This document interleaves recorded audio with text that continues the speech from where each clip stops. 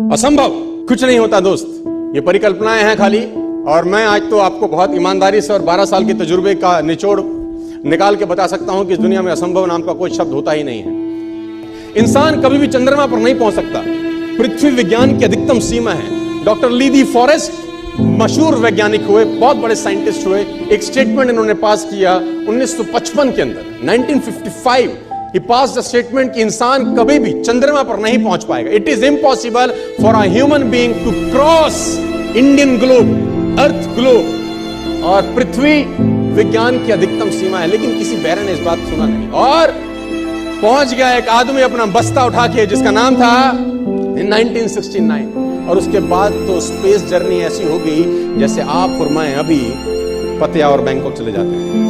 Lord kelvin बहुत बड़े scientist हुए, उनका स्टेटमेंट आया कि सिर्फ पक्षी उड़ान भर सकते हैं, हवा से भारी मशीन का उड़ान भरना असंभव है। इट इज इम्पॉसिबल कि हवा से कुछ भी भारा हो और वो उड़ सके, क्योंकि ग्रेविटी उसको गिरा देगा। लेकिन तमाचा मारा इन लोगों ने, तमाचा मारा और लिख के दिया कि हमने साइकिल के स्पेयर पार्ट से इंसानों को पक्षी बना दिया। साइकिल के स्पेयर पार्ट से इंसानों को पक्षी बना दिया। 16 साल लगे राइट ब्रदर्स को जहाज का निर्माण करने में, लेकिन इन लोगों ने उसकी बात नहीं सुनी कि जो कहते थे कि वायु का सिद्धांत तुम्हारे विपरीत है। ये बात भंवरे को कही जाती थी कि भंवरा वायु के सिद्धांत के कारण कभी जीवन मोड़ नहीं सकता, क्योंकि उसके पंख उसके शरीर से हल्के रहते हैं। लेकिन भंवरा साला किसी स्कूल में गया नहीं आज तक। माई doctor told me I will never walk again. मेरे डॉक्टर ने मुझे कहा कि तुम कभी चल नहीं सकोगी। My doctor told me you will never walk again. My mother told me I would, and I believed my mother rather than doctor. Wilma Rudolph एक ऐसी एथलीट हुई जिनको पोलियो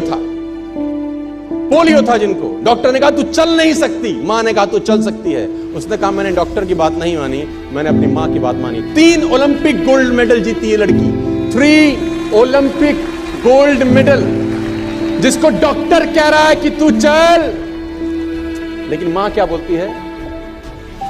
मैं आपको उदाहरण देना चाहूंगा सर। बहुत छोटे थे अल्बर्ट आइंस्टीन, दुनिया के महान वैज्ञानिक में से एक थे, मंद बुद्धि कहा जाता था। 8 साल के थे, घर पहुंचे, मां को चिट्ठी दिया। When he was 8 years old, came to his home, he would let to his mother। मां को चिट्ठी दिया, मां ने वो चिट्ठी पढ़ा। 8 साल के थे और चिट्ठी में प्रिंसिपल का खत था, उसकी मां के नाम।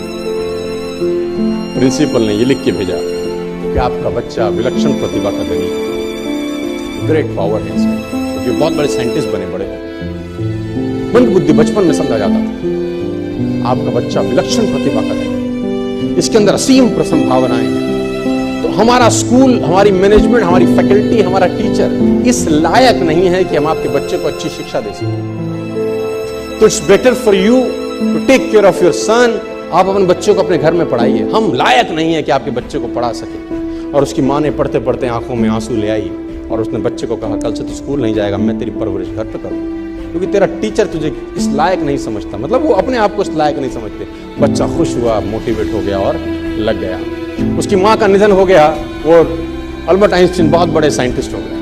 अल्बर्ट आइंस्टीन जब बहुत बड़े साइंटिस्ट हुए तो मकान शिफ्ट कर रहे थे अपना, और जीवन का सच्ची घटना वो अपनी ऑटोबायोग्राफी में लिखते हैं कि जब मैं मकान शिफ्ट कर रहा था तो एक ड्रॉज के अंदर मुझे वो व्हाइट कलर का पेपर फोल्डेड अवस्था में मिला।